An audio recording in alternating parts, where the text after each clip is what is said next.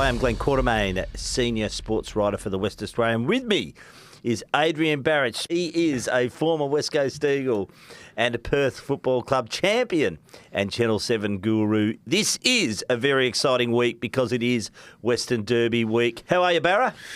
No, actually, I was not too bad because we had that the 1987 reunion at the game on Sunday, and the players, all the past players, went into the rooms with the new guys, and there's a lot of secret men's business, but I think I'll probably be able to give you a bit of an insight as to what happened and who was there. But mate, I'm sorry, I'm just been flattened by a text I just got. Yep. And do you want to pause for a moment? No, it's all right. One of the guys that should have been there, he's in a bit of strife, and his name's Peter Davidson. Yes. I don't know if you remember Davo. I do. I wouldn't mind talking about Let's do it. Davo a little bit. He was part of the 87 squad. Just a fantastic guy from Bunbury, now living in Collie. Played for Claremont, West Coast, Brisbane, best and fairest at Claremont 1987. Went to East Fremantle and played in a flag in 1992. Played 66 games for Claremont, 7 for East Fremantle. Inaugural Eagle. A lot of people will remember Davo. Played on the wing. Oh, I remember him, yeah. They had Panizza on one wing and him on the other. And when the Eagles started, you can only take 5 players out of every club. That was I think it was 5 or 6, they capped it. And Claremont had so many stars that they had to choose between Davidson and Panizza. And Panizza didn't go into the AFL, and clearly he was AFL standard. Dollar Panizza, who's like the king of Albany now. He runs basic junior footy in Albany. Created this great concept down there. So, yeah, the news will come out pretty soon. But I just wanted to pay my respects to a bloke that was, and a lot of us are close. Not so much me, but Michael Brennan and guys like that. That sort of we all came through together. Alex Oshenko. And so it was it sort of flattened us a bit on Sunday anyway, particularly some of the people around Claremont and the West Coast that knew Peter Davidson.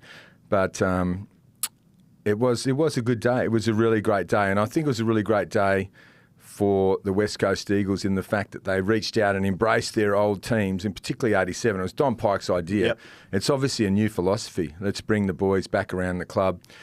And I heard... Well, it rubbed off. Yeah, I just heard Elliot Yeo talking about it. He said it was so special to have those blokes in the room because what happened was there's a coaching theaterette there. I don't know, have you been into the rooms at the Eagle at Optus? They've got that theaterette. Yes, I have, yes. So they all sit there. It's pretty skinny, but sat in goes there. deep. Yeah. In a NRL, before an NRL Origin game, we had a bit of touch rugby, and we sat in there and had a bit of inspirational got a pep talk, words. Did you? Yeah. Not that it did me any good. You can imagine how in the big, whiteboard at the front and the big screen and that, and you can imagine how people get fired up in there. So the players are in there, Simo's there, and he opens the door. We're all outside, and he opens the door. He welcomes us in, shakes everyone's hand as they came through, and we all sort of file in, and the players give us a clap. Like the current players clap the players from 1987. So in walks, Robert Wiley, John Worsfold, Don Holmes, Dean Turner, Daniel Laidley, Andrew Lockyer, Chris Lewis. Oh, so good to see Chris Lewis. Steve Malaxis, Michael Brennan, Ross Glendinning, Alex Oshenko flew over here. Wally Matera kicked 4 in that first game. John Gastev. Mark Zanotti. Yeah. Zanots was on his toes, I tell you. I bet you he was. He was ready to run out with the boys. Woosha was getting the eye of the tiger too. Oh, yeah. Probably can't say too much, but what Simo did was very clever. He said, listen, to his team, he said, listen, boys, today, whatever you commit to, you're committing to in front of the pioneers here, the guys that built the club, the guys that started this winning culture. In 1987, they were 33 points down at three-quarter time, and they stormed home. They weren't going to lose their first ever game to some Victorian team, right? So that's what happened. And so if you commit to these things on the whiteboard here, you're committing in front of these blokes, and you need to deliver. Well, they listened because they were. I was a bit worried. 4 goals down after 24 minutes, and Richmond was in control of the clearances and in control of stoppage, and the game flipped. Yeah, initially I was a bit worried too. I was thinking, oh my God, that didn't work. But it did. And I just heard Yowie on the radio talk about how special it was to him and how they felt part of something bigger than themselves, and that you can forget about the history of the club and how what terrible times our sort of generation went through in terms of what we had to put up with and what we had to do against, the travel and not being able to train on any of the grounds. We were like the bastard child. That's an old redundant term, I know, but like when we were born, the West Coast Eagles, the Footy Commission, the WAFL, they didn't want us. We weren't allowed to train on their grounds. We've been through all this stuff. You know what I'm talking about. And so we had to fight and tooth and nail. Nearly went bankrupt. And then 5 years after we were invented, we won a premiership. And all sorts of venues, Mount Lawley, TAFE, all over the shop. Down at Guildford on the boggy oval, so you could acclimatise to the Melbourne conditions, all that sort of stuff. Putting up with those people leaving sprinklers on all night at Moorabbin. All that sort of stuff. So let's talk about the game before we move on to Freo and a few other issues, Barra. But as I said, 4 goals down early, and let's put it into context. Richmond in a very similar situation to what West Coast have been in recent years, missing 7 or 8 of their first starting players. I mean, you're talking Taranto, who was injured on the eve of the game. Tom Lynch wasn't out there. There's just Noah Bolter wasn't out there. But I don't want to take any gloss off the Eagles' win, but let's put it into context. They were very gettable, Richmond, at the weekend. Yeah. However, having staring down that sort of a deficit early, and staring down the possibility of a 5-zip start to the season, which would have been their worst start in their history, they did come back emphatically. And I thought it was on the back of Elliot, 19 contested, 15 clearances. Tim Kelly, Harley Reid, we've waxed lyrical about, and, well done to him on the Rising Star nomination this week. But they got to work, and late in the game I was thinking, there were a couple of chains of possession where you saw Jimby involved and Reid involved, and, and Elliot, the crowd was massive. It was 48,000. And they got to sing the song. Now, the song itself's been controversial in recent times, but they were singing that song, Barra, and they were singing it on the bus on the way home, and they were on the train, and they were singing it at the campfield across the road. I think Harley was quite clever. He said, I'm glad they're playing Eagle Rock, because they played Eagle Rock after the game as well. And he said, because the other song I'm not sure about. Very good. Mate, that kid, I'll tell you what, I saw him in the toilet, can you believe, before the game, while we're waiting to sort of... He's quite a big unit, and mate, nothing phases him. He's ready to go. He reminds me... Even more than Judd, he reminds me. Judd was always super confident, but Juddy wasn't sure if he was going to be a star. Yeah. This kid is sure that he's going to be a star. Yeah. And barring injury, nothing's getting in his way. And he was ready for Dustin Martin. He was ready. There was a palm off. The roar from the crowd was just phenomenal. And also, clearance, centre clearance, couple of bounces. He takes on the man on the mark. He's not afraid to get into their face. All of that sort of stuff. And the swagger is there, but it's not the swagger. He loves the. He wants to swagger. He embraces the swagger. It's a dignified swagger. And we love it. And he's going to be massive. He is. Yeah. Do you see these stats that? The third quarter, I mean, they had 61 inside 50s, the Eagles, which is phenomenal. And so Jake Waterman was able to get some supply. Has been their most productive forward, I reckon, this year. 6 goals. Yeah. And I'm glad he got some reward for his work this year. That's a career best. He's going to find out he's alive in the Derby, obviously, because if Alex Pearce imagine if Alex Pearce comes to him. It'll be a compliment and, shit. Well, I suggest he is coming to him. Because Jack will probably get Luke Ryan. Yeah. They may not even need the other fellow. They might leave Draper on one of them, but I think the Eagles are going to have to do... We'll talk about that in a moment. I think the Eagles are going to have to do something special to change that up. But Richmond only managed 40 inside 50s, so they got pumped. Including a shock 17-1 count in the third quarter. Yeah, it was third. 17-1 inside 50s. And that's after the Eagles have kicked 8 in the second. So, look, an all-round... I'm not laughing at them. I'm just saying this. I'm just so happy that West Coast have turned the corner. Now, and can I just say the master and the apprentice? So Yo and the 2 inside bulls, Yo and Reid, the master. It's actually the monster. And don't leave Jimby out of it, because he's also going to be a very good player for them, and so is Elijah. Yeah, but I'm talking about inside mids. Yeah. We're talking Elliot, Yo, Harley Reid, the monster, and the apprentice, mate. He's back to his best, Yo. the thing about Ginby is he first year last year and he played a lot as an inside mid. This year he's playing a little bit more outside, but there's that option for them as well. So they've got a little bit of depth there now, and there's still Barra, it's a long season ahead, and there's going to be some dips as well. But I'll be a reality check this week against Fremantle because they're a good side. I mean, they should never have lost. Just on Freo, yeah, that's right, Barra. But I mean, I guess the week before against Carlton and last weekend against Port Adelaide, I think they've still got to learn how to win, don't they? At the moment, they're learning how to lose. And those tight games... Just got to score more. Yeah. Just got to score more. Yeah. They'll get plenty inside 50s. So they've got it right at the other end. They're the most miserly defensively in the competition, but they're also in the top 8. They're the side that's the worst offensively. And when Banfield runs into an open goal and misses twice... Missed a couple late. So they seem to free... And you know what? The opposite, Port let him go, basically. They realised he was the weak...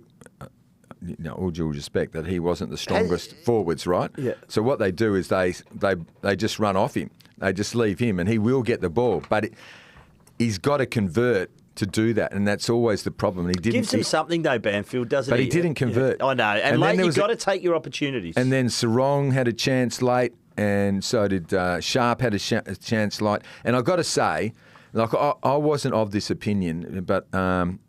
In the box I was in for the Eagles game, so I didn't go with the 1987 guys. They had a couple of boxes and they were having a pretty good time.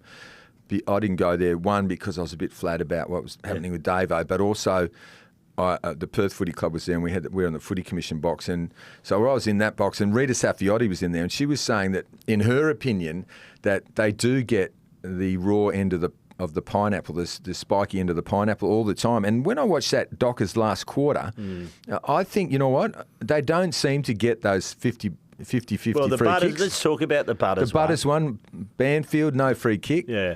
They did clear it, but they didn't score. But still got to find a way to lock down games, Freo. I know there's a bit of insistence there from the umpires in both weeks, but you still got to find. I think the home ground thing for Port worked for them late. Yeah, but that's how. But the Dockers deserve to win. Top 4 teams win those games, though, Barra. You know what I'm saying? But look, with the Butters one, I'm still scratching my head how he avoided a suspension and Crouch. It's either, Barra. It's either one way or it's not. He's hit him in the head. There is head contact there. At least a free kick. 2 hands on the ground, one and no hands on the ground, all that sort of stuff, mate. I don't think it matters. I think it's if you make contact to the head, you're in a bit of trouble. So I think he's a very lucky boy to not be suspended this week. Very lucky. And I think players are confused and so are fans. Yep, no doubt. And the Dockers, they won the midfield battle. That is quite extraordinary. When you think Sarong, Brayshaw and Young, they took out Connor Rosey, Butters and Jason Horn-Francis. I know. Still had a bit of a contribution, those players. But they did, but they actually won the midfield. Yeah. I can give you the stats if you want. But they were +9 in the clearances. +9 in the clearances against a team that's supposed to have the best midfield. And you had Sarong had 16 contested possessions to go with his 29 touches. Phenomenal. They got killed in the marks, -27 in the marks, -20 in the tackles. Their tackling wasn't great, and -10 inside 50s. What were the uncontested possessions? Did you have those? Yeah, I don't think I've got the uncontested, but I think. Look, no marks inside 50 too. So that's going to change this week. Luke Jackson pushes down there. So this is where Sean Darcy comes in. I think that is the missing piece of the jigsaw here. I think to have Luke Jackson down there, it's another real concern for the opposition defence. Well, he'll get the best defender. He'll get McGovern/Barras. And then McGovern, I actually think, I'm pretty sure the Eagles had a plan if Waterman didn't fire that they'd push one of those blokes forward on Sunday. But this week, they've got to contend with Jackson and Amos. So I don't know if they've got the luxury of being able to say, unless someone comes into the back line. And you've forgotten the third player, kicked 3 at the weekend, Cyclone Tracy. Yeah, he had a good game too. He did, and a nice little purple. But the best defender is going to go to Luke Jackson. Yes. Second best defender is going to go to Amos, and then whatever else. So you think if enough supply in there, and I still think it's that mid-forward connection, that's the area they really need to work on. Sonny Walters. Defensively, mate, Alex Pearce is in All-Australian form. Phenomenal. And Luke... And Luke Ryan. Luke Ryan, I'll give you his stats. 24 disposals, 96% efficiency, game high 11 marks and 645 metres gained. He's on fire as well. And Pearce, I feel for Pearce. And I feel for the Dockers. They went over there, and if I said to you, Quarters, okay, they're going to play Carlton and Port in Adelaide, how do you reckon they'd go? You'd say, they'll probably drop both of those. They probably could have won both. They should have won the Carlton game, got ripped off, and in this game they should have won. Probably should have won it too. But I suppose the way Port were travelling, and to restrict them to 66 points, I think's a tick.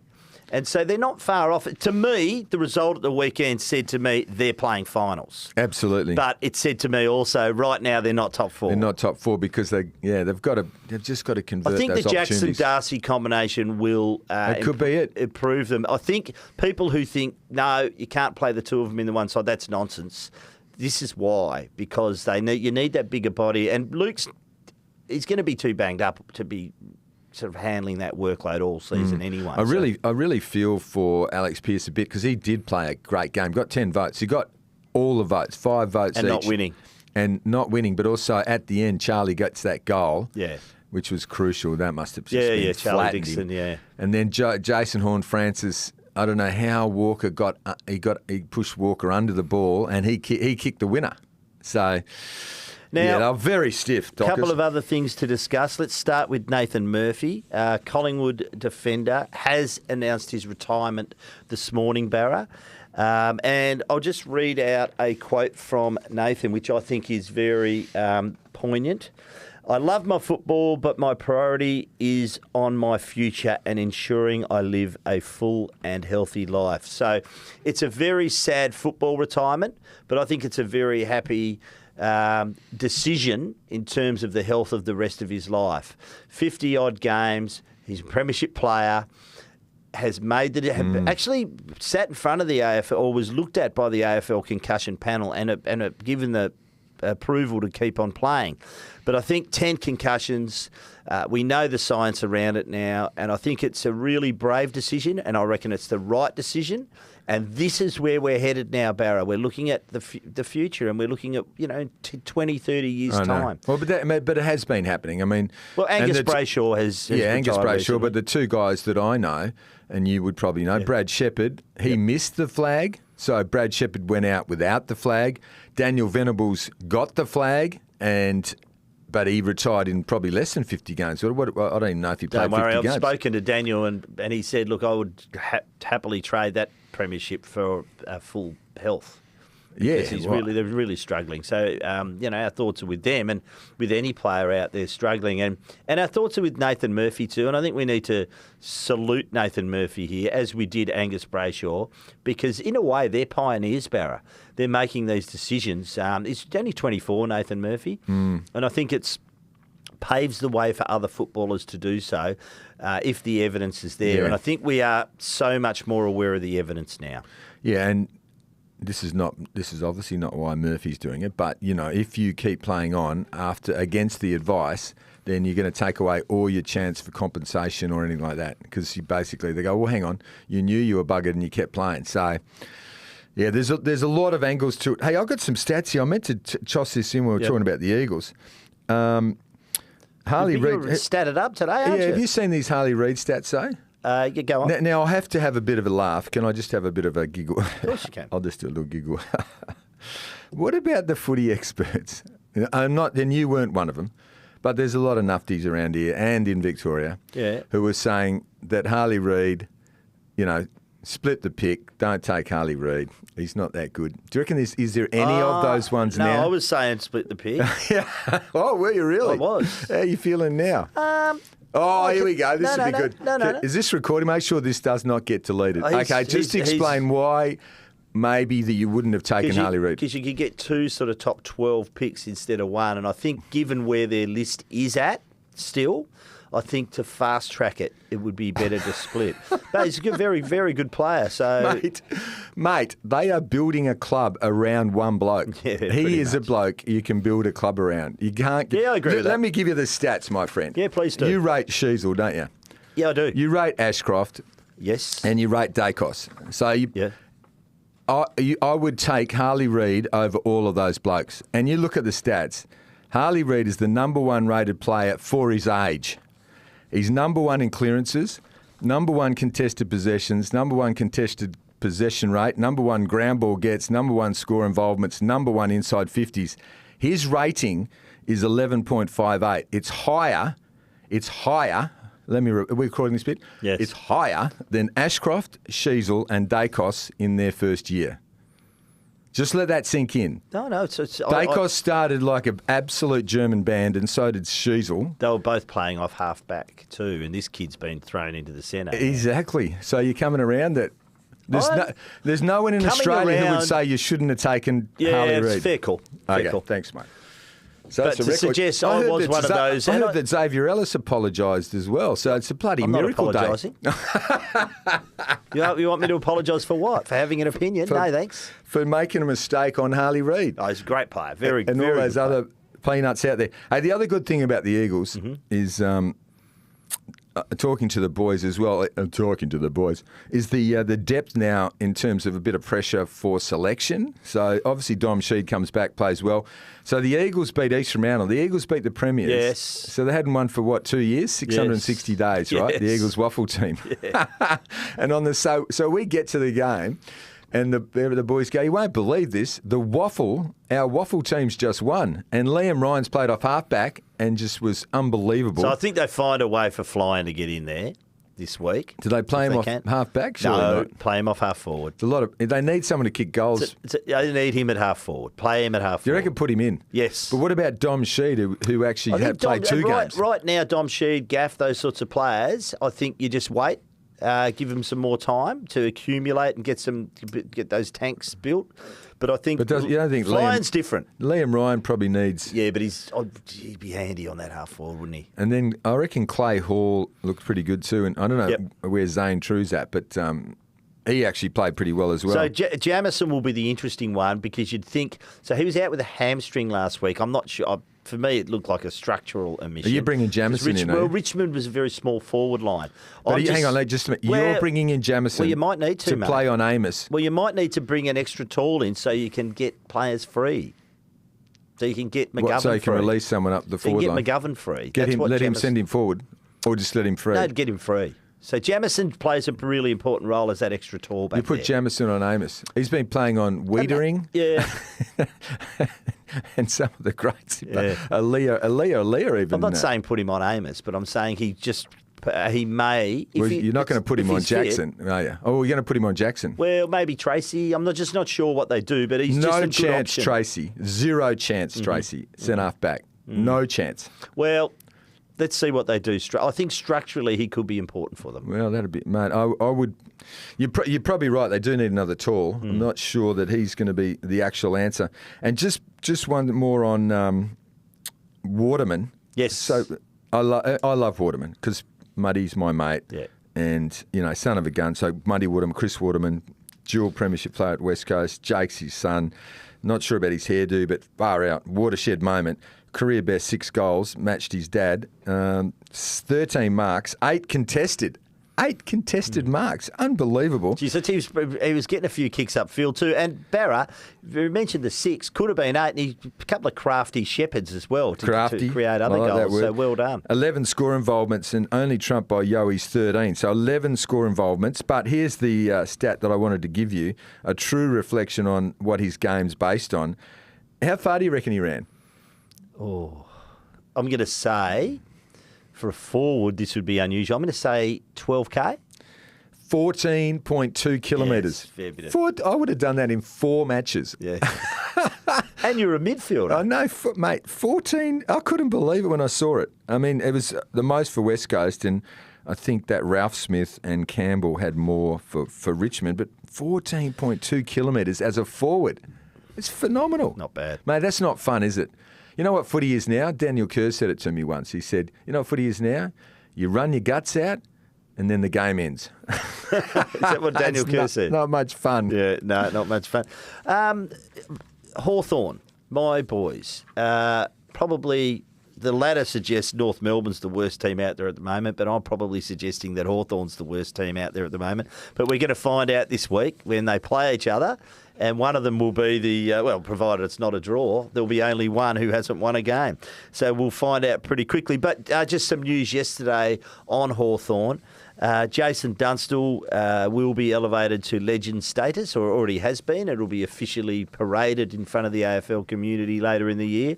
The 32nd player to do so, Barra, you would have played against Dunstall or near him at some stage. But in terms I played in the era of the great full forwards. Yeah. I didn't have to play them. It was Michael Brennan and McIntosh and all that. And Woosha. So, Ablett. He was a tough player to hold Dunstall because he just kicked goals. Mate, he was accurate. He was a very good kick for goal. He must have done a lot of work on it, eh? Oh, he did. I spoke to Amos yesterday. You know Amos, Jai Amos. He got his goal kicking technique sorted from age 12.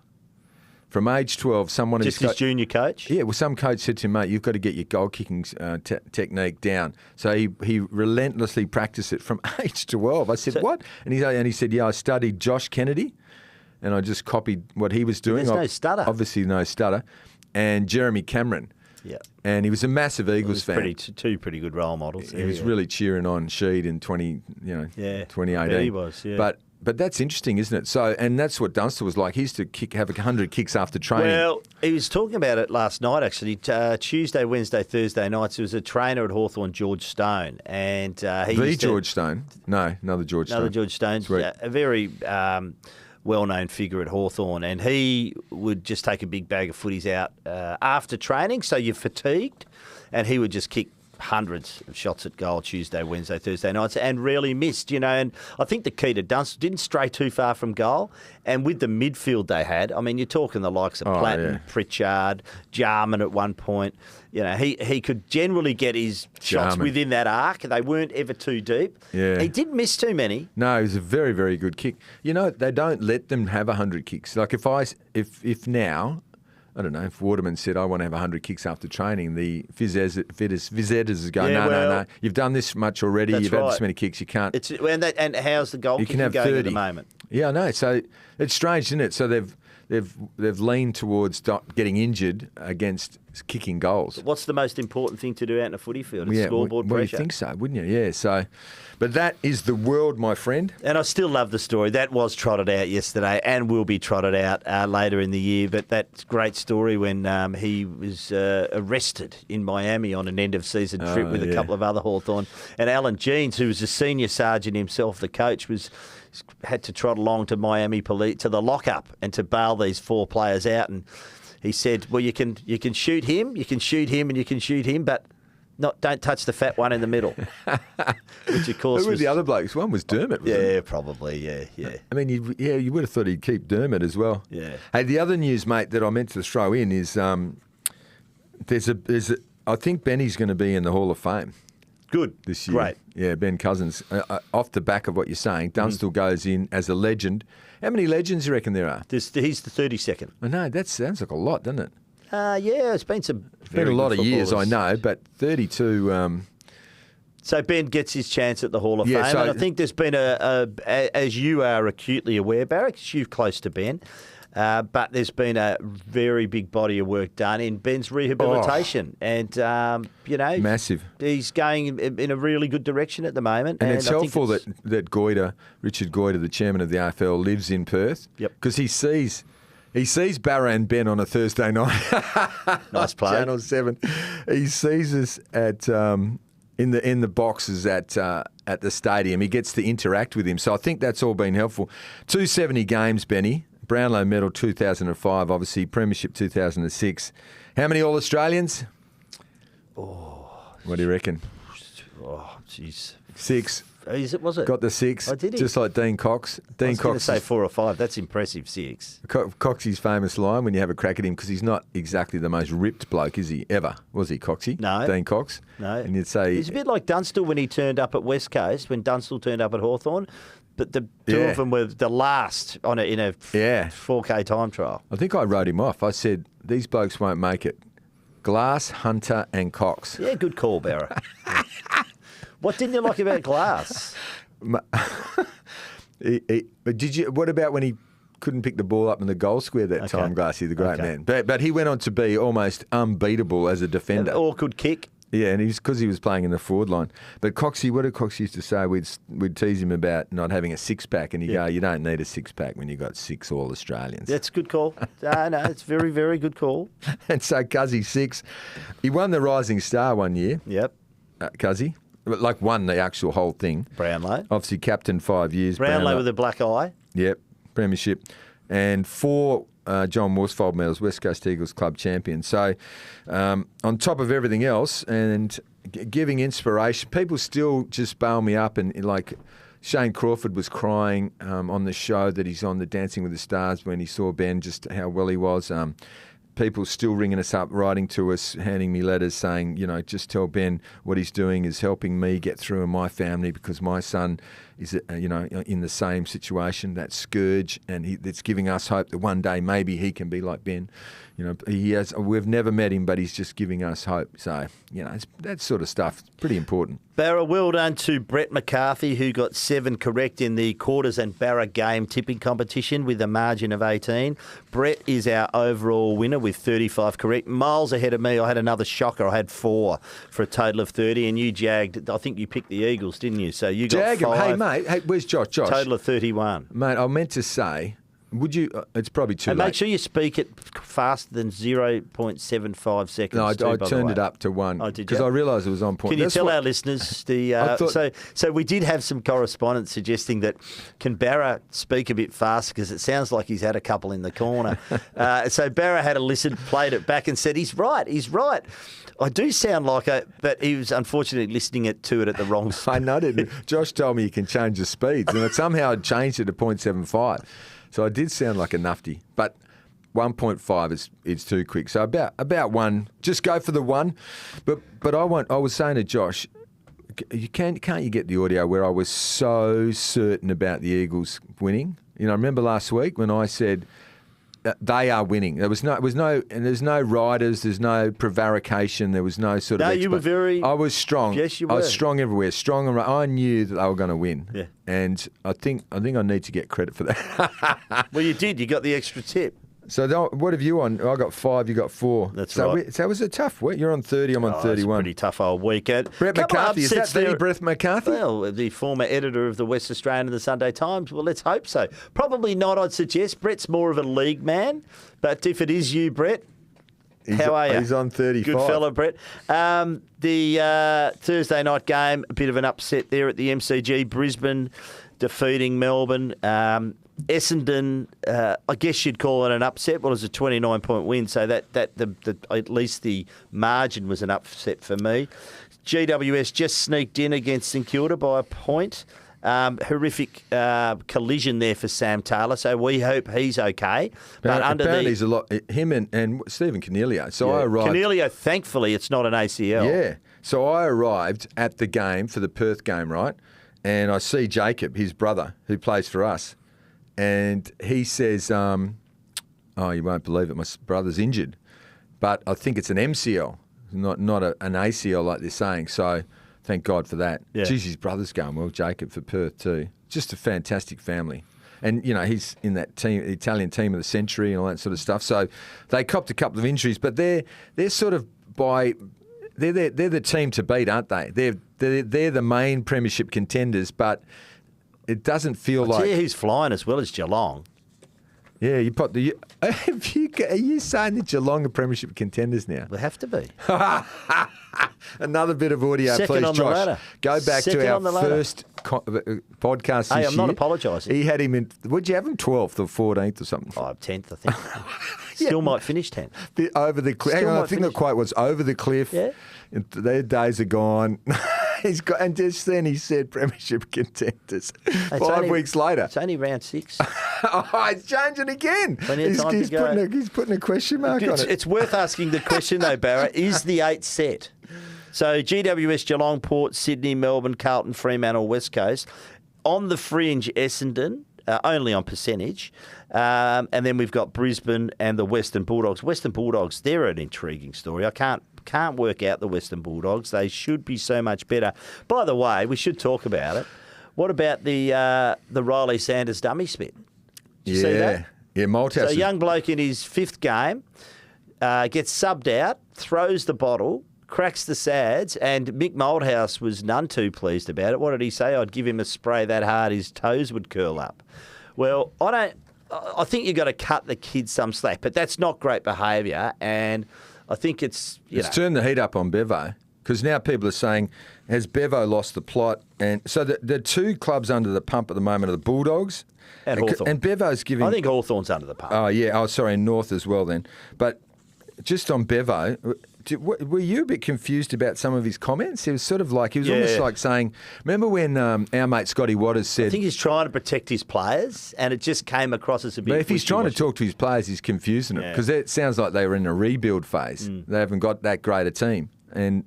But it reminds me of when Scotty Waters said the Saints were dreaming and they need to rebuild, and Revolt and Hayes and all their stars went, what are you talking about? We're superstars. Like they just didn't get it. Scotty went way too early. The way you got to handle that, and I don't know, I reckon Bevo's under a lot of pressure now. And some of his selections, he left out Caleb Daniel, didn't he? He did. And Jackson McRae's been out of the side, and what else did he do? It wasn't a sub Bailey. What's his face? Which bizarre. He's doing Bailey Dale. I reckon he's doing some bizarre stuff. So I reckon he's got to watch out. Now, what did you make of the Tom Liberatore stuff? So he said it was an ankle injury. Clearly, it wasn't an ankle injury. Clearly, there was some head contact there. He falls over. Darcy Parish was concerned enough to give him a helping hand, and well done for that, Darcy. That's great sportsmanship, by the way. And then they put him into concussion protocols, despite the fact they reckon there's no concussion. I don't mind that, by the way. Why did they say it was I don't mind it. At some stage, they said it was an ankle too, didn't they? That was Tom after the game when he was asked on TV. He said, no, it's an ankle injury. But clearly, all of us watching, everyone who was watching could see that there was an issue there. Yeah, that was scary. So that's where players need to be protected was it the big from tackle? themselves. Was it that big tackle? Well, there were a couple of tackles. But the big one from the package that just cleaned him up, that was a very good tackle. Yep. Maybe it was... You're right, he did have a couple. You don't have to be hit in the head either. It's the head wobble that can cause concussion, because it's all about acceleration. So... you don't necessarily have to have head impact to suffer a concussion, that's for sure. Here's what Beveridge said. He said, the Bulldogs we're not a formidable team. Well, that's right. Well, they're now, at the moment, they're sitting 11th on the ladder, so that would suggest they're not a formidable team. But if I'm a player and I'm reading that, I'm going, what? Hang on, we've got Bontempelli. You just go through their players and you think, hang on, we've got superstars on every line. So just on that, so Bontempelli, Liberatore, English, top end, right? Where you have Bailey Dale, Caleb Daniel, Ugle-Hagen's top end, but still learning the caper. Liam Jones, very good intercept defender. Aaron Norton, McRae. Now, Norton, what's the plan with Norton? Maybe he goes back, you reckon? They don't seem to even kick it to him anymore. Yeah. I think they've lost confidence in him. Their defence they could do with another tall defender who can take a mark. Hey, what did Moldhouse say about Ryley Sanders? He just said it was poor behaviour and that I would give him a spray so bad that his toes would curl up. So did you cop one where your toes curled up? No, but I know a bloke who did. Yeah. And you know where that's come from, don't you? You know what the genesis... Brad Hardy. Yeah. So Brad Hardy... When he what is it with Western Bulldogs players? He dragged the Brownlow medalist. In those days when he got dragged... Well, he's allowed to. He's the coach. Yeah, he's allowed to, yeah. But dragging a Brownlow medalist is pretty unusual. And in those days, he didn't come back on. So... And Brad took his jumper off, and waved it at the coach's box, and then went, I'll have 2 pies with sauce, and you can have 1 for yourself. Stick that up your ass. Yeah. So and that was the end of Brad at the Bulldogs. Next thing we know, he's playing for the Brisbane Bears. Fair job up at Brisbane too. Jagged a couple of goals. With all my mates. So that story that got told. Zanotti, Oshenko. You told that last week. Yeah. Oshenko and then you missed the boat. And then Gastev went as well. Yeah, remember Gastev? He did. Yeah. Remember how he used to be John Gastovich? Yes. And he changed his name to Gastev. He took the itch off. I never understood that. I have to ask him, what would I be? Adrian Barra. Yeah, nah. Barra. Nothing wrong with an itch. Moldhouse called me Barra, and then I'm stuck with it. I don't actually like it. Why? Because it's a bit frivolous. But apparently the smaller your nickname, the more people like you, or that means they like you. Is that right? Yeah, so Quarters, that's a little bit long, but Barra. Thanks, mate. Jeez, thanks. Q. Barra, now it's time for this. Saddle up your camel. It's time for the Thirsty Camel mailbag. Thank you again to our long-time sponsor, Thirsty Camel. This week's special, Dimple 12-year-old Scotch 700ml, only $49.99 a bottle. On Thursday, we'll be giving away a $50 gift voucher, thanks to Thirsty Camel. Get your questions in to quartersandbarra at wanews.com.au. This one from Sam Reid from Treeby. Hey, guys, was the loss of Brad Shepherd more damaging to the team than people realise? And is Brady Hoff potentially the new Shepherd? Well, got a fair way to go to replicate the great career that Brad Shepherd had. And as you suggested earlier, Barra, it was a shame that he didn't get that premiership. Certainly deserved one. Did put his body on the line, Brad, and he's paying the price now. But Brady Hoff's been very impressive. You look at him out in the field, and he's taller than you think, but he can play small. So he does tend to get the job on those best medium-sized forwards. Yeah, so let's go through it, because when I was in the rooms on the weekend, they were talking about Brady Hoff and how I was thinking, is he going to go to Bolton? I mean, that's a big job, isn't it? You know, whoever stops Bolton. Geez, I tell you what, at the 20-minute mark of the first quarter, it looked ominous. He had 2 on the board, Bolton. Yeah, no, and Maurice Ryley, thank God he played on. Geez, that was a bit lucky too. But they said, well, he's played on Papley. Yeah, at the Swans, and also Toby Green.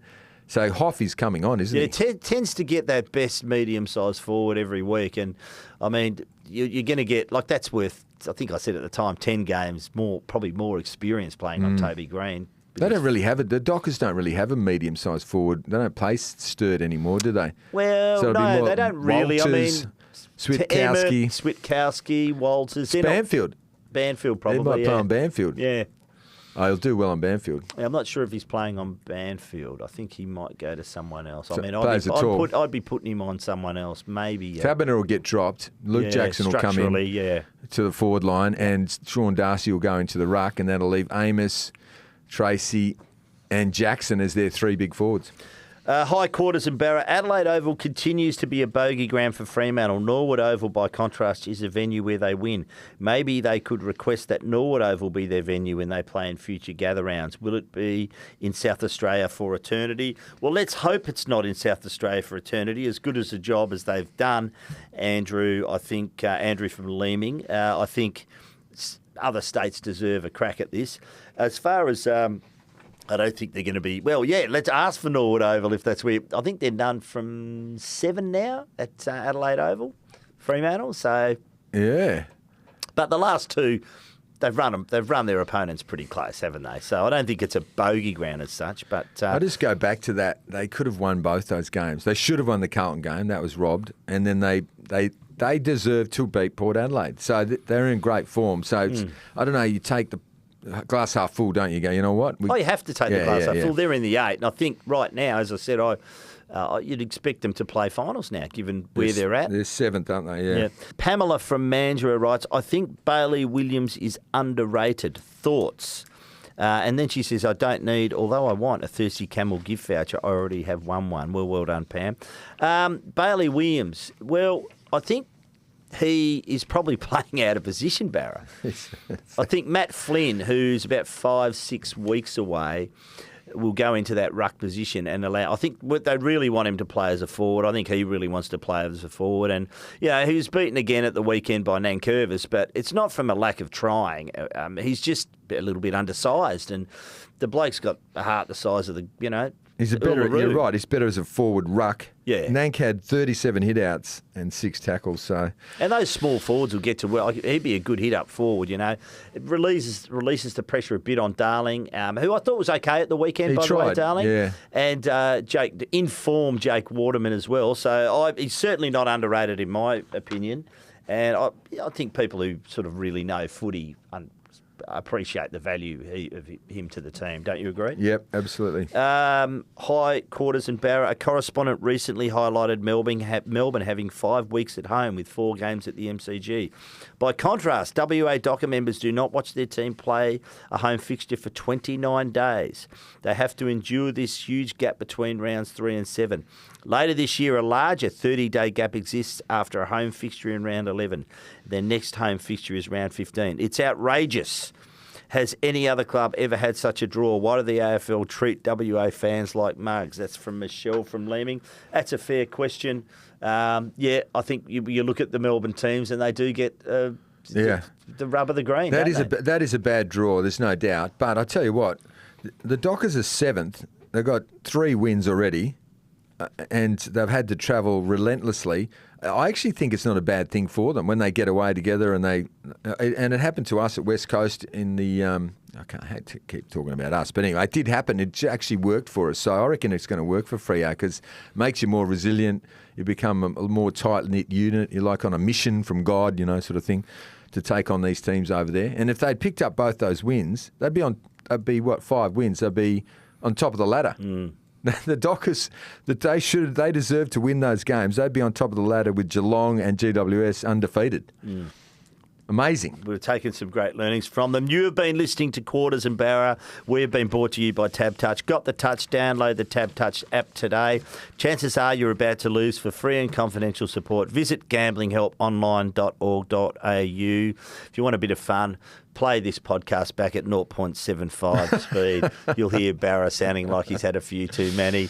Thanks for listening. We look forward to talking to you again on Thursday when we will pull apart the Western Derby.